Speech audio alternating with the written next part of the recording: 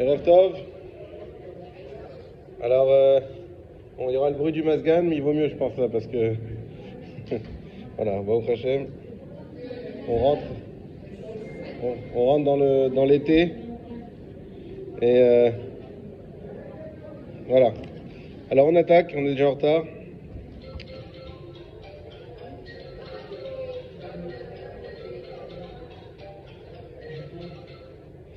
Vous savez que dans les kolélim, à l'entrée, il y a un petit panier pour mettre les téléphones. Les gens, ils mettent leur téléphone. Et on avait un shiur dans le 19e. À un moment donné, on a fait ça. On a sorti un panier, on montait le téléphone. C'est tranquille, il n'y a pas de... Voilà. Alors, on y va. Donc, Béalotra, la paracha de la Ménorah principalement. On fait faire un petit tour de la paracha rapidement et on va revenir sur la Ménorah. Donc on a la mitzvah pour Aaron d'allumer la Ménorah. Ensuite, Aaron, il va avoir la mitzvah de purifier tous les Lévim, toute la famille Lévi, des rangs de Kodesh. On a tous les Bechurim, on va revenir sur Pessah. Il y aura le premier Pessah, le vrai Pessah, parce que c'est avec le Pessah qu'ils ont fait en sortant d'Égypte. En réalité, ils n'avaient pas eu encore l'ordre. C'était un Korban Pessah qui était en Égypte uniquement. Mais la mitzvah de Pessah, comme ils ont fait durant toutes les générations, a commencé à l'année N+1 après la sortie d'Égypte. Et donc là, on est maintenant exactement à ce niveau dans la paracha. On a aussi quelque chose de très intéressant, on en avait parlé il y a 2 ans, c'est chaque tribu va s'allier dans un sous-groupe, donc il y aura des groupes de 3 tribus, et chaque sous-groupe aura un drapeau. Pourquoi l'histoire des drapeaux? On ne va pas en parler ce soir, mais c'est très très intéressant à aller voir, à la fois cette union du Ham Israël, mais à la fois faire des drapeaux qui est quelque chose qui sépare un petit peu, puisque quand on n'a pas un seul drapeau pour la même nation, on a 4 drapeaux pour une nation, c'est un petit peu bizarre. Et tout le lien des drapeaux, c'est quelque chose, c'est un chiour en soi qui est très intéressant. On a Yitro, il va y avoir un débat très intéressant entre Yitro et Moshe, puisque Yitro, comme vous savez, il est avec le clan Israël, il les a rejoints. Et à ce moment-là, on est donc à 3 jours de rentrer en Israël. Et Moshe, il propose à Yitro, viens avec nous en Israël. Et Yitro, il refuse. Yitro, il veut pas aller en Israël. Il dit non, je vais rentrer chez moi à Midian. Et Moshe, il insiste, jusqu'à lui dire, mais viens, regarde, puisqu'en Israël, il va se passer des bonnes choses pour nous. Avec tout ce que tu as fait, c'est dommage. Profite maintenant que tu as fait l'effort de venir dans le désert, dans la guerre, dans une situation qui était difficile. Profite maintenant de récolter les fruits. On va aller maintenant en Eretz Israël. C'est le moment de rester avec nous. Il y a ce débat qui est très intéressant aussi. Ensuite, on a le clan Israël qui part du Har Sinaï pour continuer son périple dans le désert. Et on voit qu'on nous parle on voit 2 nouns qui sont renversés dans la paracha. Ces 2 nouns-là, les Chachamim nous disent, c'est des crochets, en fait. Et ce sont des crochets qui viennent déterminer un nouveau livre de la Torah. C'est-à-dire que nous, on a toujours entendu qu'il y a Chamisha Chum chez Torah. En fait, il n'y a pas 5 livres de la Torah, il y en a 7. Et en fait, ce crochet-là, à lui tout seul, c'est un livre de la Torah. Donc il y a Bereshit, Shemot, Vaikra, Bamidbar, ce crochet, la suite de ce crochet, et Devarim. Et il y a 7 livres de la Torah. Et pourquoi on a fait ce crochet-là? Pour quelque chose d'assez intéressant. C'est que Rashi nous dit que la Torah ne veut pas accuser le clan d'Israël, et donc il ne fallait pas qu'il y ait 2 événements malheureux, pas malheureux, mais 2 comportements, on va dire, inappropriés du clan d'Israël d'affilée. Alors le deuxième, on le voit juste après le crochet, c'est quoi?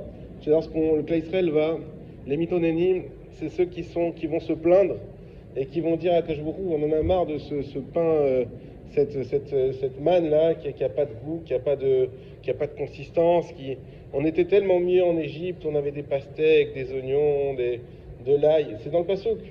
On voit l'ingratitude jusqu'où elle va. Ça veut dire qu'ils ont un pain miraculeux, duquel il n'y a aucun déchet, qui est équilibré, qui a le goût qu'on souhaite, etc. Mais ils avaient la ta'ava. C'est une de la ta'ava, c'est-à-dire l'envie. Lorsqu'on a une ta'ava, une envie, il n'y a plus de raison. Oui. Ta'ava.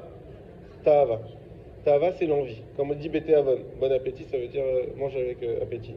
La ta'ava, c'est l'envie. Et ils avaient envie de viande. Ils disent non, on veut de la viande. On veut un vrai repas. Et que je vous ai dit, il n'y a pas de problème. Vous voulez de la viande, vous allez en avoir. Ils ont eu de la viande jusqu'à en vomir pendant un mois.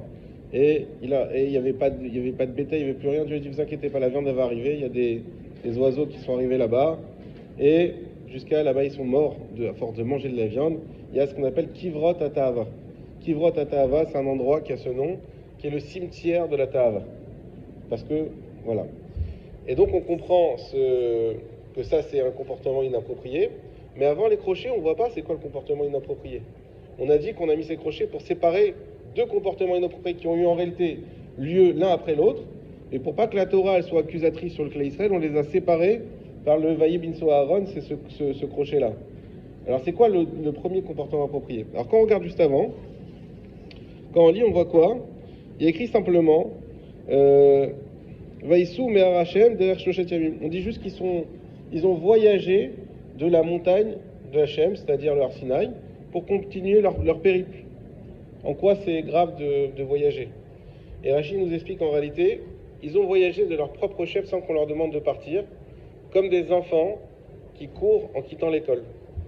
J'ai pas l'habitude d'aller chercher mon fils à l'école, j'y étais la semaine dernière, et j'étais choqué, même en Paris aussi on court, mais là j'ai jamais vu des enfants courir aussi vite.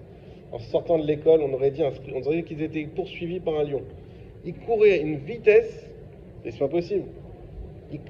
Alors, bon, les enfants sont des enfants, mais le clan Israël qui sort du Matan Torah en courant à ce point-là, en se précipitant pour ne pas avoir, de peur d'avoir d'autres mitzvot, de peur d'avoir autre chose, alors ça, c'est un comportement qui était mauvais. Alors, il est mis de manière allusive, mais c'est un comportement qui était mauvais, et ça, on a voulu séparer. Donc, ensuite, on a la transmission. Alors, ça aussi, c'est un sujet très très intéressant, peut-être on le fera l'année prochaine. J'ai failli faire ça, mais bon, finalement, j'étais pris par autre chose. C'est le sujet, on voit que Moshe Rabbeinu, il va se plaindre à Hachem, évidemment, parce que comme tous les Israël vont se plaindre, oui, on veut de la viande, ça, ils se plaignent à Moshe.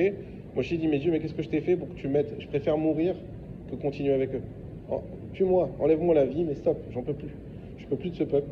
Ah bon, on sait qu'il y a l'épisode du veau d'or avant, donc Moshe, vraiment, il en avait gros sur la patate, comme on dit.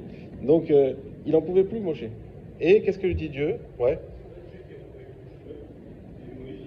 Ça, c'était au moment où Dieu a voulu les détruire, Nachon, c'est vrai, que Moshe il les a défendus. Mais une fois qu'il y a eu cet épisode-là, Moshe, c'est la première fois qu'il craque. Après, ça va arriver plein de fois dans la suite, où il dit, ça y est, je sais pas pourquoi j'ai été choisi. Moi, depuis le début, j'étais pas prétendant à ce poste. Ce poste me convient pas, ce peuple me convient pas. Ils vont jamais s'arrêter de se plaindre, en fait. Donc ça va pas. Et on sait que le Sefer Bamidbar, c'est un Sefer dur parce qu'il y a beaucoup de mauvais événements. Par là, il y aura Shelach Lecha, bien sûr, avec le fait qu'on n'a pas pu rentrer en Israël. Il y aura Korach, enfin, voilà, des événements très durs dans le clan d'Israël. Et donc, Moshe, il se plaint à Hachem, et il dit, lui aussi, il est influencé finalement par les plaintes des clans d'Israël. Lui aussi, il est venu à se plaindre. Et qu'est-ce que Dieu va faire? Quelque chose d'incroyable. Il va dire à Moshe, tu vas aller avec les 70 anciens, tu vas aller sous le Ohel Moed, dans la tente d'assignation, et là-bas, je vais prendre une partie de ton inspiration divine, et je vais la distribuer aux 70. Et comme ça, ils vont pouvoir diriger avec toi. Quelque chose de magnifique et d'incroyable. Et quand Dieu va faire ça, ce qui est fou, c'est que il va y avoir comme une sorte d'inspiration divine qui va s'échapper du Ohel Moed. Il va y avoir deux nouveaux prophètes qui vont être touchés par ça et qui vont être pris. Hein? Exactement. Et ils vont se mettre à prophétiser. Ils vont prophétiser comme ça. Et lorsqu'ils vont prophétiser, il y a Yoshua qui va vouloir les tuer. Parce qu'il va dire, mais quoi, vous prenez pour Moshe pour prophétiser? Et il va voir Moshe, et Moshe dit, écoute, s'ils prophétisent, c'est que Dieu a bien voulu leur donner la prophétie. Donc c'est la main d'Hachem, il n'y a rien à faire. Il faut juste accepter. Et c'est comme ça qu'on finit la paracha, et on l'a fini avec un événement aussi un peu malheureux. C'est le fameux Lashon Hara que vont faire Myriam et Aaron sur Moshe Rabbeinu. Ça aussi, c'est un inyan en soi. Moshe, c'était quelqu'un de spécial qui a senti à un moment donné qu'il ne pouvait plus rester avec sa femme. Pourquoi? Parce qu'il avait Dieu qui lui apparaissait de manière sans aucune,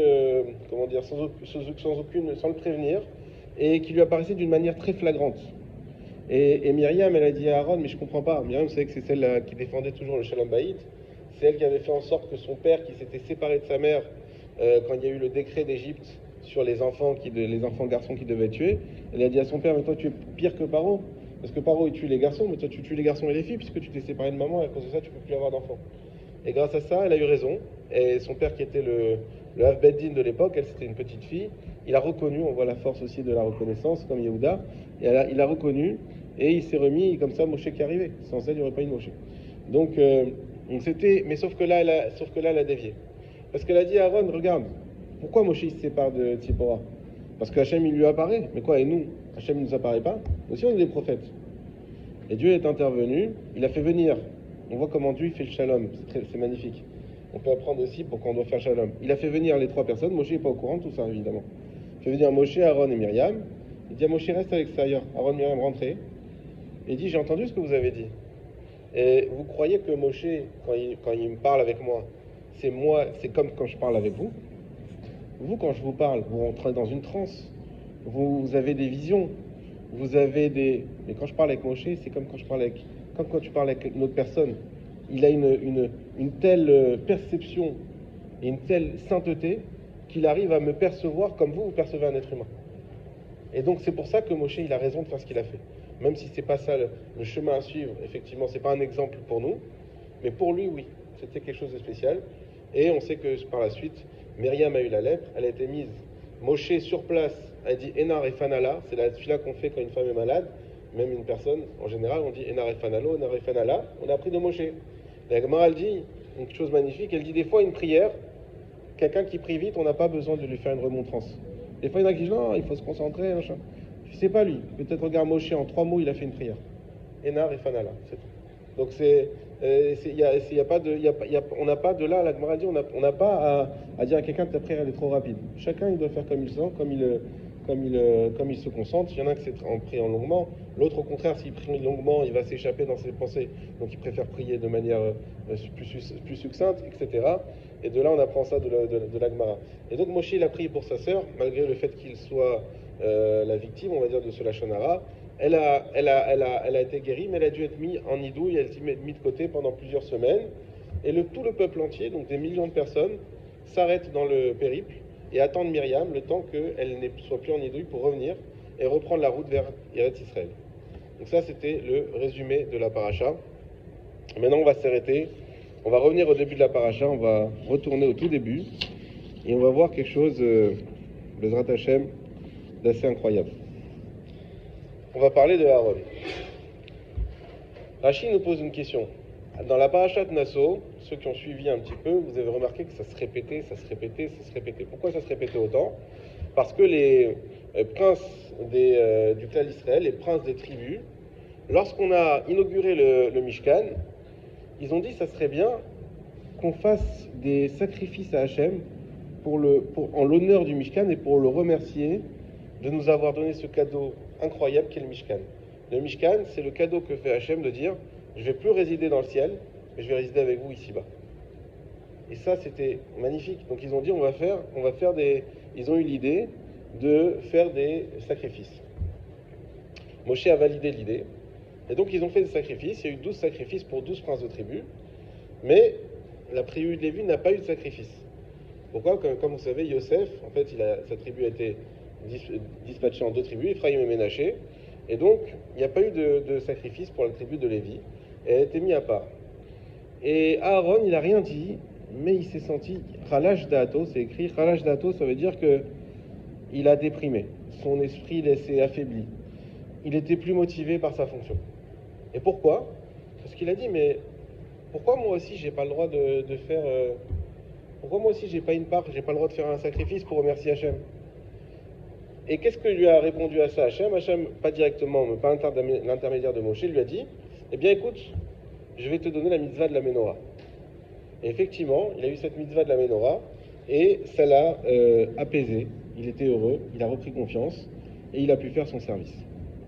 Alors ça, c'est très joli, mais le Ramban, le Nachmadi, il pose une question. Il dit, en quoi le service de la Ménorah ça l'a plus apaisé que d'autres services qu'il avait déjà à ce moment-là. Aaron, qu'est-ce qu'il avait déjà? Il avait les kétorets. Les kétorets, c'est quelque chose d'incroyable. Le Zohar, il en parle. Il explique que c'est ça qui adoucit tout le din, toutes les accusations qu'il peut y avoir dans le monde. C'est les kétorets qui les adoucissaient. Il avait le korban tamid. Le korban tamid, il est écrit que lorsque la nuit elle vient, le korban tamid, c'était tous les jours, on avait deux sacrifices à faire. Un le matin, à l'après-midi. Et c'était le Kohen qui devait faire ça. Et c'est quelque chose d'assez primordial, le korban tamid, parce qu'il est écrit que lorsque la nuit elle tombe, alors toutes les forces du mal, elles se déchaînent pour détruire le monde. Et qu'est-ce qui fait que le matin, le monde, il n'est pas détruit? C'est le korban tamid du matin qui vient et qui sauve le monde de la destruction chaque matin après matin. Alors on va dire comment on fait aujourd'hui. Aujourd'hui, on a la tfila. La tfila, elle est venue remplacer ça, et c'est pour ça que c'est une très grande mitzvah de prier honnête. C'est écrit que ceux qui prient honnête, on avait parlé à la vie de Shavuot, ceux qui prient honnête, ils donnent la force à Hachem de repousser cette force chaque matin. Cette force qui vient pour détruire le monde. Donc on a le korban tamid, magnifique. On a le seder de Kippour, le Aaron HaKohen, le Kohen Gadol. Combien il est mis en avant pendant Kippour? Un moment où il doit faire tout le seder. On a le moment où il rentre dans le Kodesh, Kodashim. Incroyable, le seul homme au monde qui peut rentrer. C'est encore mieux que tout le reste. Pourquoi il a besoin de la menorah? Pourquoi ça lui suffit pas pour dire c'est bon, moi aussi j'ai ma part. Moi aussi j'ai ma part dans les mitzvot. C'est pas grave s'ils vont faire des sacrifices. Le Ramban, il va encore plus que ça.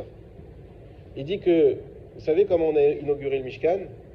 Pendant 7 jours, c'était Moshe le Kohen. Les 7 premiers jours d'inauguration, avant l'inauguration, il y a eu 8 jours de préparation. Et après, on est arrivé à Bayam Hashemini, dans la paracha Hashemini, on en avait déjà parlé ensemble, qui est le premier Nissan. Et pendant ces 7 jours, c'est Moshe qui faisait des sacrifices, et Aaron et ses enfants qui regardaient, et qui apprenaient auprès de Moshe. Le 8e jour, c'est Aaron qui a pris, qui était le premier jour de l'inauguration du Mishkan, c'est Aaron qui a fait. Et il a fait de très nombreux sacrifices, beaucoup plus que ceux les sacrifices qu'ont fait les princes. Donc même sur ce sujet-là déjà, Aaron, il a eu une part encore plus grande. Alors qu'est-ce qu'il a à Aaron à dire, mais je suis pas content, qu'est-ce qu'il a? Pourquoi Khalash Da'ato? Pourquoi il s'est senti mal? Alors il y a une première réponse qu'on va développer. On voit ici qu'Aaron, il avait tout ce qu'il avait, ça a été ordonné par Hachem. Mais il n'a pas eu la possibilité de faire quelque chose qui n'avait pas été ordonné par Hachem. C'est-à-dire que les sacrifices qui ont été faits par les princes, c'est eux qui ont eu l'initiative de dire on veut faire le sacrifice. Hachem n'a pas dit faites des sacrifices chaque prince au moment de l'inauguration du Mishkan. Hachem n'a rien dit. Et eux, de leur propre chef, alors vous savez que les Nessim, ils avaient quelque chose à se faire pardonner. Dans la paracha, on récolte l'argent pour le Mishkan. Le mot Nassi, là-bas, on a enlevé un Yud pour dire que qu'est-ce qu'ils ont eu comme comportement lorsqu'on a dit allez, c'est le moment de récolter de l'argent pour construire le Mishkan. Eux, ils ont dit écoutez, nous, on est les plus riches du clan d'Israël, on est les 12 princes, donc imaginez leur statut. On va laisser tout le monde donner le petit argent, et puis après, quand il reste les millions, à ce moment-là, il n'y a pas de problème, on complète. Et ils ont manqué de ce qu'on appelle de zrizout, d'empressement. Quand on a une mitzvah, le but, c'est pas que de faire la mitzvah, c'est de comment faire la mitzvah. Et il faut s'empresser de faire la mitzvah. Parce que quand on s'empresse, on montre à quel point on est attaché à cette mitzvah, à quel point c'est quelque chose d'important pour nous. Et cette manière de dire, on va laisser tout le monde faire, alors déjà, elle est un peu hautaine, et c'est pas concordant avec une attitude de prince, au contraire. Plus tu es un prince, et plus tu dois agir comme il faut. Et en plus de ça, elle montre que, on te donne une possibilité de prendre de ton argent à toi, donc de ton nom à toi, c'est que l'argent, on appelle ça damim, parce que c'est comme dame, c'est comme le sang, parce que les gens, ils donnent leur sang pour leur argent. Donc de prendre de toi et de le mettre dans le Mishkan. Et ça, tu fonces pas. Le Mishkan, c'est la maison d'Hachem. Ça veut dire, c'est pas... aujourd'hui, déjà, quand on a la possibilité de participer à une construction d'une synagogue, d'un Beth Midrash, c'est quelque chose de fabuleux. Mais le Mishkan, c'est la maison directement, l'unique maison d'Hachem. Il n'y en aura pas deux. Même après qu'il ait été détruit, le Mishkan, le Beth Amikdash a été détruit, le Mishkan jamais. Le Mishkan, tous les objets du Mishkan, ils ont été pris par les Goïms, ils sont encore conservés aujourd'hui. Donc le Mishkan, c'est ce qui est indestructible, ce qui restera les dorés d'Oroth, à jamais. Et quoi, on te donne la possibilité d'avoir ta plaque dans ce Mishkan, et tu dis non, vas-y, je vais laisser les autres et moi je prendrai après. Pour ça, qu'est-ce qui s'est passé? Quand ils sont venus, ils disent, bon alors il manque combien? Ben, il manque plus rien. Tous les gens se sont précipités, se sont ruinés pour pouvoir participer au maximum. Et jusqu'à que moi j'ai dit, stop, il y a trop. Non, c'est des choses qui arrivent pas souvent. Stop, il y a trop. Et donc, les Nessim, ils avaient quelque chose à se faire pardonner. Et donc, lorsqu'ils sont arrivés à ce moment-là, et qu'on leur a proposé de participer, qu'ils ont vu le Mishkan, ils ont dit, mais nous aussi, quelle part on aura dans le Mishkan? On n'a aucune part. On n'a même pas pu investir dans le Mishkan. Alors, qu'on fasse des sacrifices pour montrer à Hachem combien on est heureux de ce Mishkan-là, et au moins on aura cette participation. Et Aaron, quand il voit ça, il dit, mais et Hachem, on voit combien il a aimé cette participation. La preuve, c'est que Parashat Nassau, on va répéter chacun ce qu'il a offert, un après l'autre, un après l'autre, un après l'autre. La paracha, c'est la plus longue de toute la Torah. Pourquoi? Parce qu'on répète, on répète, on répète. C'est qu'Hachem voulait montrer à quel point il a aimé chacun dans chaque détail. Donc Hachem, il a beaucoup apprécié. Et Aaron, il s'est dit, mais moi, j'ai pas cette possibilité-là de faire une mitzvah qui vient de moi. Une mitzvah qu'Hachem m'a pas demandé. Et encore plus que ça. Est-ce que ça vous fait pas penser à une autre histoire? Ces personnes qui veulent offrir quelque chose qu'on leur a pas demandé. Merci Ephraim. Nadav Avio. C'est mieux, d'accord. Nadav Avio, on rappelle, sont les deux enfants d'Aaron. Et justement, juste le 8e jour, Bayam Hashemini, donc juste avant que les Nessim fassent ce sacrifice-là, il y a eu une Hachem qui a demandé à Aaron de faire des ktorettes, donc on a fait les ktorettes, et eux, ils ont été pris d'une sorte de torpeur, d'un amour exaspéré d'Hachem, d'une envie de se coller à la Shrina, et ils ont pris ce qu'on a fait un feu étranger, qui ne leur a pas été demandé, ils ont fait une kétorette en plus de leur propre chef, et cette kétorette les a consumés, ils sont morts sur place. Il y a énormément d'explications sur ça. Oui.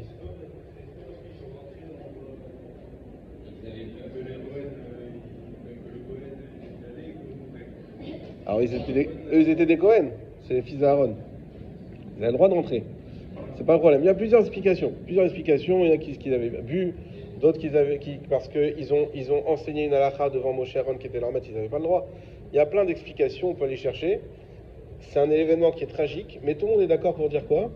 Ils ont fait un kiddush Hashem incroyable, ils se sont donnés à Hashem. Maintenant la question c'est, quelle différence? Pourquoi eux, ils sont consumés, et pourquoi eux, ils sont agréés? Pourquoi eux, ils arrivent et ils font une action? Et c'est ça qui fait de la peine à Aaron. Là, on est exactement le 2 ou 3 jours après que c'est arrivé. On est 12 jours, exactement. 12 jours après que ce soit arrivé. On est le 13e jour où c'est arrivé le 1er jour. 12 jours après que ce soit arrivé, Aaron dit, je comprends pas. Moi, j'ai aucune part. Et mes enfants qui ont voulu avoir les premiers à avoir, ça fait passer à Caïn et Evel. On voit le premier qui a eu l'envie de faire un sacrifice, c'est Caïn. Evel, qu'est-ce qu'il a fait? Il a copié, mais en faisant bien. Et finalement, c'est lui qui a été agréé. Et bien, c'est pareil. Eux, c'est les premiers à avoir eu l'idée même de se rapprocher d'Hachem et de faire quelque chose en plus. Et ils l'ont payé cher. Et les autres, ils font pareil, mais alors en mieux. Il faut comprendre pourquoi c'est mieux. Et eux, au contraire, on raconte leur histoire dans la Torah, on développe. Et sur ça, Aaron, il n'était pas bien du tout. Alors, en réalité, il faut savoir que il y a une grande différence quand on veut participer, quand on veut avoir sa part dans la Torah. Déjà, l'idée même d'Aaron de dire « Moi, je veux avoir une mitzvah qui ne m'est pas redonnée », il faut la comprendre. Cette idée, on peut la comprendre avec une Gemara, dans la Gemara Souka, 52a, qui nous dit une chose. Il dit, lorsque le Mashiach il va venir, on sait qu'il va tuer le Yetzer Hara. Et lorsqu'il va tuer le Yetzer Hara, d'un coup, le Yetzer Hara va devenir visible au vu et au su de tous. C'est-à-dire que le Yetzer Hara, là, on ne peut pas le voir, on le ressent, on sent des mauvais penchants, on sent des fois des choses qu'il ne faut pas faire, mais on ne le voit pas. Et on ne le distingue pas non plus, je ne parle pas des yeux, je parle même, des fois on ne sait pas exactement, et c'est ça le fait qu'Adam il a mangé le fruit défendu, c'est que le bien et le mal se sont mélangés. Des fois on ne sait pas vraiment ce qui est bien et ce qui est mal. Donc le Yetzer Hara, on a même du mal à le distinguer. Et le jour où Dieu va le détruire, alors là on va le voir tous clairement, Et il va y avoir deux réactions diamétralement opposées. Il y a les Chachamim, ils vont voir le Yetzer Hara, ils vont dire quoi? C'était ça le Yetzer Hara? C'est une montagne, c'est un géant. Quand on a réussi à résister à ça, ils vont pleurer de joie. Et les Rechaïm, ils vont voir le Yetzer Hara, ils vont dire mais quoi, c'est ça le Yetzer Hara? C'est ce petit machin qui est route à Sahara, comme un fil de cheveux, il est tout fin. Et moi, j'ai pas réussi à combattre ça. Combien de fois dans la vie, on voit pas les choses, on a besoin des fois d'éléments extérieurs. Quand on voit combien du préserve à l'époque de la Shoah, ils se battaient pour mettre les tefilines une fois dans l'année, pour allumer une Hanoukia, pour avoir un petit morceau de matzah infime. Et aujourd'hui, Pessah, laisse-moi tranquille. Les tefilines, laisse-moi tranquille. Mais attends, mais si tu prends compte une seconde, que ton aïeul, il a donné sa vie pour mettre les tefilines une fois, est-ce que tu crois que tu vas dénigrer comme ça? Parce que tu ne te rends pas compte, parce que des fois, malheureusement, on a besoin de la contradiction pour nous réveiller. Et donc ces gens-là, des fois, on est tellement endormis, et on ne voit pas la valeur des mitzvot. Et donc les Rechaïm, ils vont arriver quoi? Si on avait vu la valeur des mitzvot, mais Sarah, il aurait été comme un fil. Aaron, ce grand tzaddik, il est à un niveau, on sait que le tzara, il est au niveau du tzaddik. Plus le tzaddik il monte, plus le tzara il monte. Il est à un niveau où faire les mitzvot d'Hachem classiques, ça c'est acquis. C'est-à-dire qu'il n'y a pas de question. Faire les ktorettes, faire les korbanot, faire Shabbat, il n'y a pas de question. Mais il a un autre niveau, Aaron. Il va atteindre ce niveau de pouvoir faire, comme le Pirkei Avot nous dit, sans vouloir les Kabel Pras, sans vouloir avoir un intérêt dans ce qu'on va faire. Un amour pur pour Hachem. Et d'un autre côté, comme on l'a expliqué, cet amour pur qu'ont eu ces enfants, ça les a perdus. Ils ont été brûlés vifs.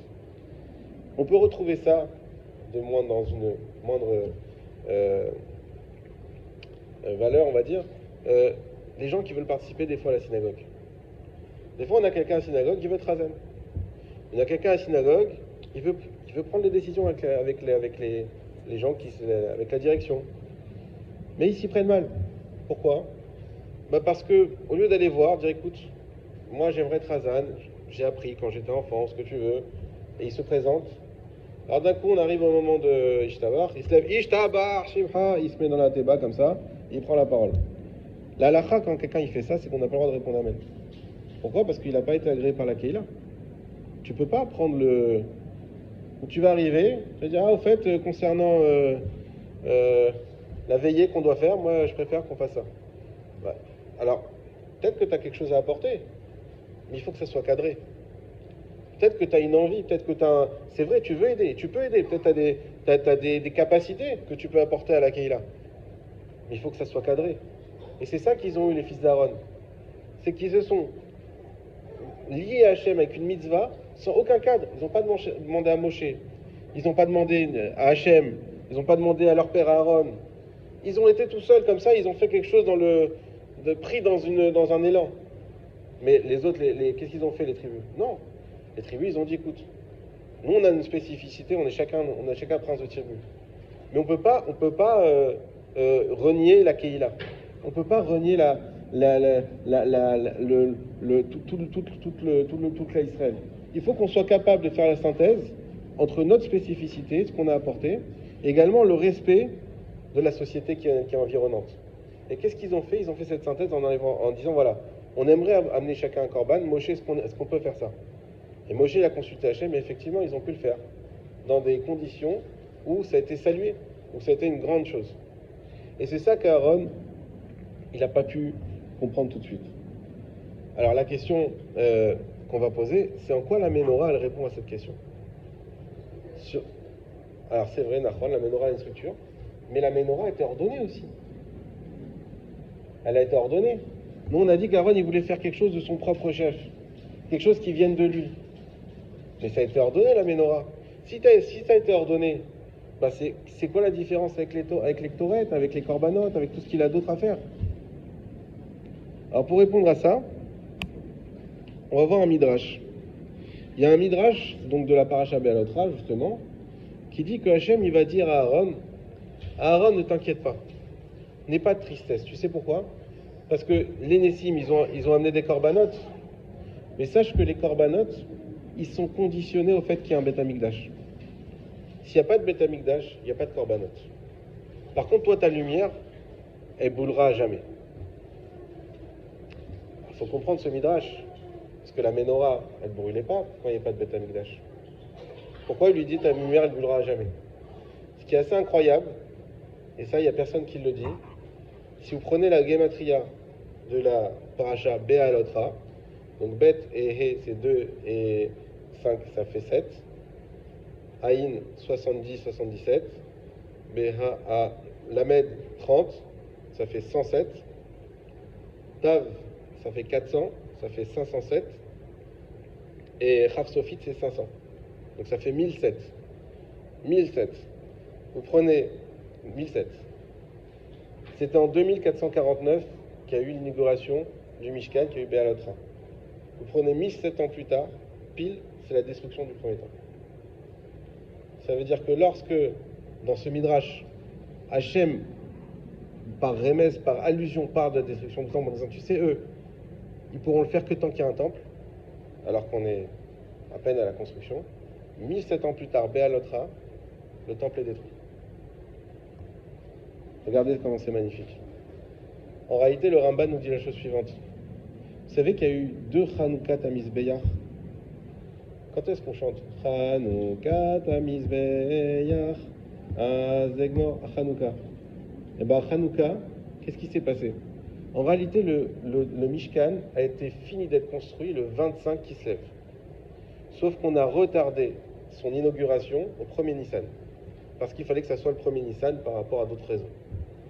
Le 25 Kislev, il s'est plaint à Hachem. Il a dit, mais Hachem, moi j'aurais dû avoir l'inauguration du Mishkan à ma date. Dieu dit, t'inquiète pas, toi aussi tu auras une autre inauguration semblable. Et en réalité, le 25 Kislev, c'est lorsque les Hashmonaïm, comme vous connaissez tous, à Hanouka, ont pu rallumer la menorah, après l'invasion grecque. Et bien, ce que va dire Hachem à Aaron, c'est quelque chose de magnifique. Il ne lui parle pas de la menorah quand il dit que ta lumière, elle va brûler à jamais. Il lui parle de la lumière de Hanouka. Même en exil, cette lumière, elle brûlera à jamais. Sache que toi, ce que tu es en train de faire maintenant, d'allumer la menorah, c'est quoi ton problème? Tu as l'impression que ça ne vient pas de toi? C'est quoi le problème si ça ne vient pas de lui? Si ce n'est pas son initiative? Le problème, c'est que lorsqu'on fait des choses sans initiative, ces choses-là, elles ne perdurent pas. Elles ne sont pas transmises à nos enfants. Elles ne sont pas transmises. Même si on donne un exemple, cet exemple, il n'est pas capté. Pourquoi? Parce que lorsqu'on ne met pas de soi dans ce qu'on fait, ça n'a pas notre neshama. Si on veut que notre neshama, elle soit inscrite dans nos actions, il faut qu'on fasse les choses avec son vrai soi, avec son plus vrai soi qui existe, et c'est-à-dire avec son propre initiative. Lorsque les gens ils font des choses, et on fait peut-être 99% des choses, pas avec un vrai choix. Le Rav Wolbe, il dit, dans la vie, il y a très peu de moments où on utilise ce qu'on appelle la Bechira. Je me permets 5 minutes de plus, donc encore 10 minutes de cours, parce qu'on a commencé tard à cause du Masgan. Les gens, effectivement, il va y avoir un choix quand tu vas te marier, tu vas faire un vrai choix. Quand, en principe, de nos jours, à l'époque pas toujours, mais tu vas faire un vrai choix. Quand tu décides de faire l'ALIA, tu fais un vrai choix. Quand tu décides quelles études tu vas entreprendre, tu fais un vrai choix.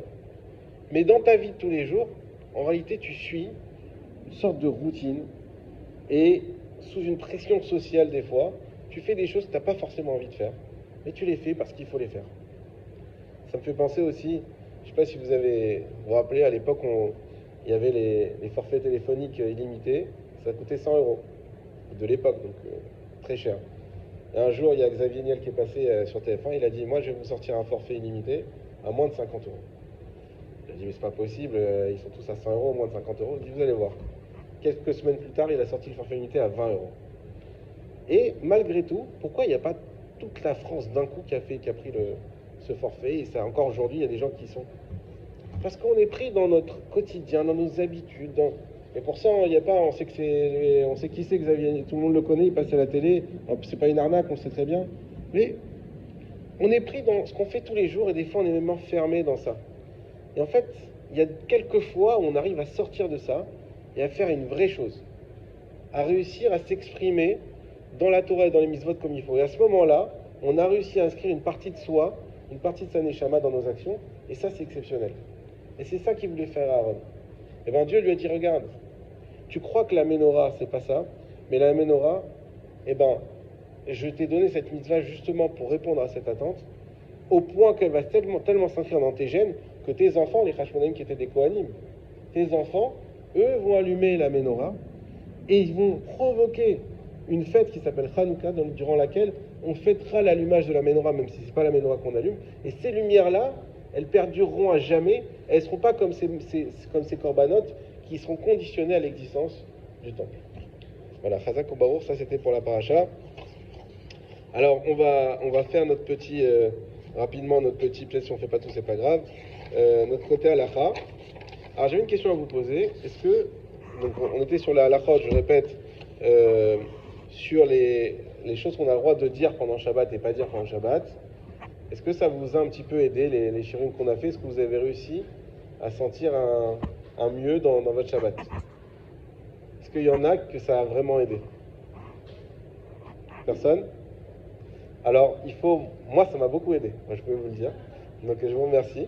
Et parce que, c'est déjà parce que c'est très important, vraiment ça transforme le Shabbat. J'aimerais qu'il y en ait d'autres qui arrivent à faire l'effort et qui pourront aussi témoigner les semaines suivantes. Vraiment, ça aide beaucoup quand on arrive à prendre sur soi cet élément-là de la parole shabbatique. Alors vraiment, on arrive à avoir un autre Shabbat et comme c'est toutes les semaines, ça vaut le coup, franchement. Et voilà. Alors, première question. Si on est à table avec nos parents, ou s'il y a un de nos enfants qui est à table avec nous, et les parents se mettent à parler business, Shabbat, etc., donc tout ce qu'il ne faut pas, que doit faire l'enfant? D'un côté, là, il est face à une transgression, et d'un autre côté, il y a le kavod des parents. Donc comment doit réagir l'enfant? Si c'est nous l'enfant ou si c'est nos enfants, comment doit réagir l'enfant? Comment? Il reste à table, ok. Donc il ne réagit pas. Ok. Pas de réaction. Il y a une autre réponse? Comment?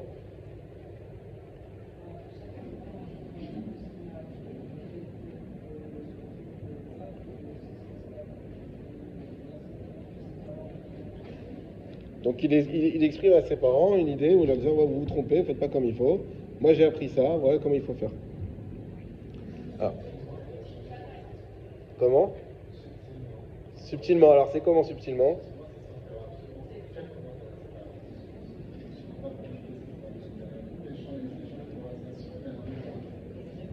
Très bien. Alors ça, c'était la réponse pour l'épouse.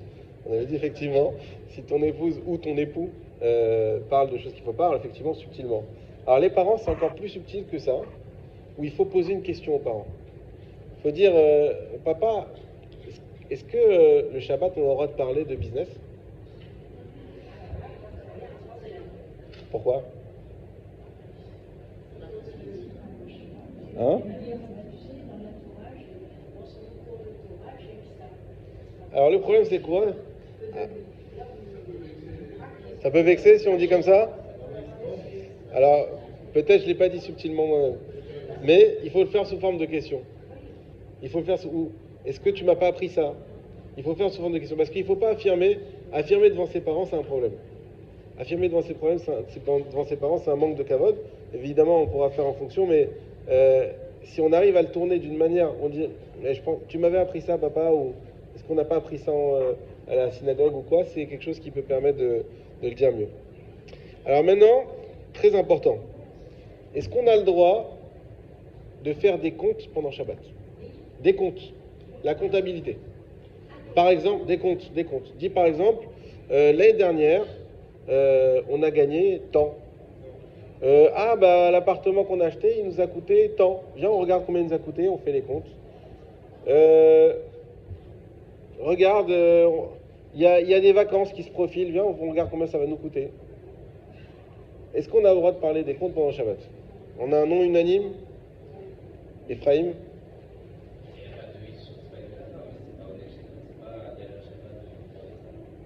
nous, on a expliqué que tout ce qui est de parler de Melachot, c'est Assour Shabbat. Et effectivement, c'est pas une Melacha, les comptes. C'est un kiff. Ça c'est un autre problème. Hein? Alors, il faut distinguer deux choses. Déjà, quand on parle des comptes, il y a un problème, même si c'est vrai que les comptes en soi, c'est pas un acte interdit Shabbat. C'est pas... Ça peut t'amener à faire quoi? Exactement. Ça peut t'amener à écrire. Ça peut t'amener à écrire. Ça peut t'amener à aller trop loin. Et d'argent, oui, on parle d'argent. Non. Est-ce que c'est une mélacha de parler d'argent? Ok, zélomati, mais nous on est en train de dire ce qui est permis, ce qui est interdit.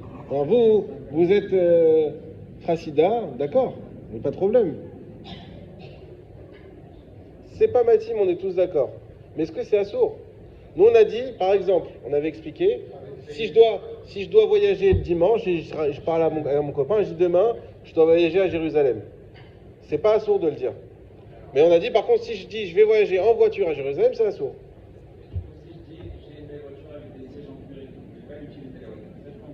Oui, parce que c'est pas une mélacha d'avoir une voiture avec des sièges en cuir. Alors pour les comptes, quoi?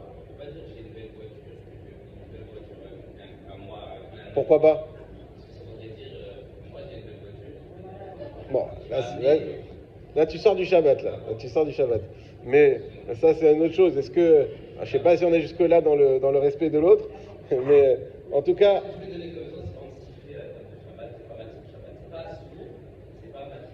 Bon, siffler, c'est encore un autre truc. Dans la maison, ça, c'est plutôt de niveau de kabbalistique, etc.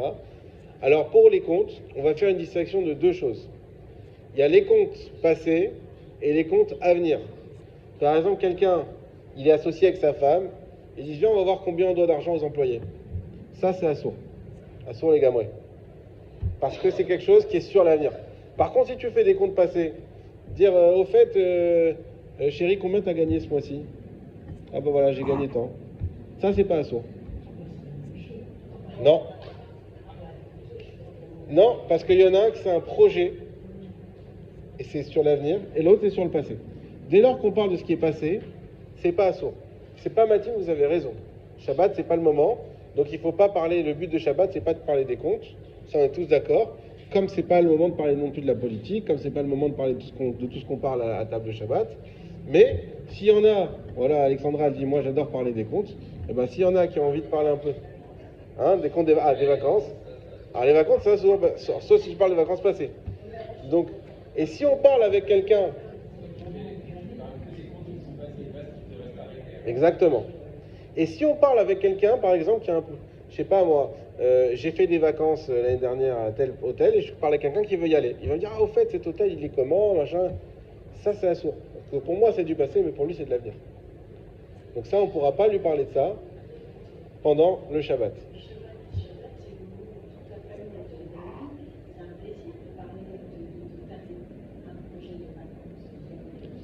Il y a plein de choses qui sont...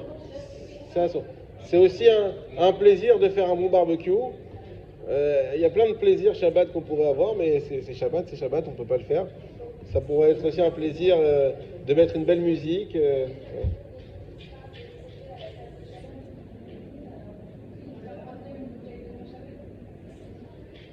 J'ai pas compris.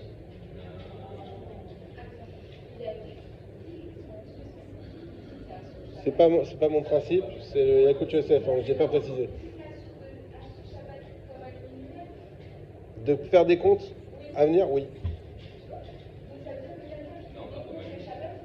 Si, c'est un son, c'est un dibois, ça. Hein, bon, tu rentres dans un autre truc maintenant, de savoir si c'est quelqu'un à qui on a fait Atra, on l'a prévenu, on lui a dit c'est assourd, il a dit je m'en fiche, et il a fait volontairement, on lui a expliqué, on lui a montré la lacha, on lui a dit regarde le Shulchan, etc. C'est une question, effectivement.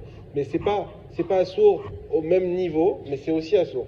Aujourd'hui, on n'a plus les niveaux. À l'époque, on avait les niveaux parce qu'il y avait le Beddin qui jugeait, etc. Aujourd'hui, il n'y a plus de Beddin, donc c'est assourd, c'est assourd. On ne peut pas rentrer dans les trucs, est-ce que c'est un peu assourd, beaucoup assourd, moyen assourd. Il ne faut pas le faire. Donc les comptes, tout ce qui est compte. Oui.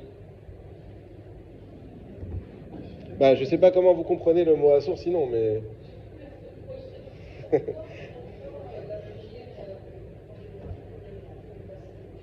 Parce que l'avenir, on se projette en dehors du Shabbat. Et là, on est sur quelque chose où on va vraiment... Ça va être une mélacha. Ça va être une mélacha de payer des employés, de payer des vacances, le projet d'acheter une voiture, ce qu'on veut. On va se projeter sur quelque chose qui est une mélacha. Alors que dans le passé, il n'y a aucune mélacha. Et ce qu'on a fait, c'est fini, c'est déjà fait.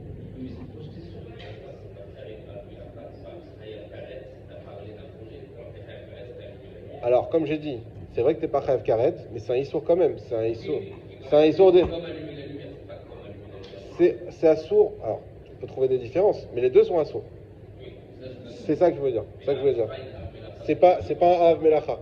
Mais on l'a vu, c'est écrit dans que le 7e jour à Kajbour s'est arrêté. Et Khamim nous explique qu'ils sont arrêtés de quoi? De parler. Puisque le Dibour c'était la création. Shabbat c'est qu'on arrête de parler, on arrête de parler de tout ce qui est création. Et donc c'est déjà quelque chose qui est écrit dans le Bereshit. Voilà. Donc ça a son importance. Et c'est dans la Torah. Non. Dernière question. Est-ce qu'il est permis de demander à une autre personne de faire après Shabbat un travail chez nous? Donc je croise par exemple la femme de ménage en allant à la synagogue. Je dis, au fait, alors, très bonne question, juif ou pas, à voir. Et je lui dis, tu peux passer demain à la maison, en fait, on t'a pas dit, on a besoin de toi. Ou je croise l'électricien, et je dis, ah là là, les plombs ont sauté pendant Shabbat, tu pourras passer après Shabbat, s'il te plaît. J'ai rien fait. Hein. Ouais.